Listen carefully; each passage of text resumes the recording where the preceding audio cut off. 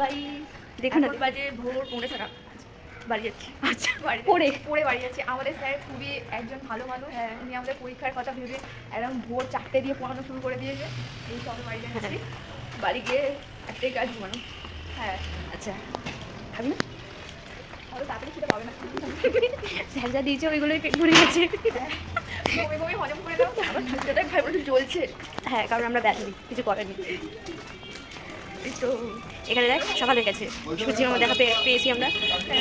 সুন্দর দেখা হচ্ছে। হ্যাঁ, ওই আমাদের সূর্যি মামা উঠে পড়েছে। সকাল হয়ে গেছে। প্রচণ্ড ভালো বর্ণনা দিচ্ছে আজকে সকালটা আমাদের এখানে আমাদের কীরকম সকালটা হয়। খুবই ভিন্ন রকমের, ওই জন্য এমন মানে দেখতে লাগছে। আর তোমরা কিছু মনে করো না, কারণ আমাদের সকাল এরকমই হয়। তোমরাও আসো এক্সপিরিয়েন্স করো। চলে আসুন বেলুড় স্টেশনে একদম সামনেই। তাকে বিদায় জানাতে হবে। টাটা টাটা টাটা টাটা বাই। আলবিদা ভাই। টোটো ধরবি? আচ্ছা টাটা, দেখে যা।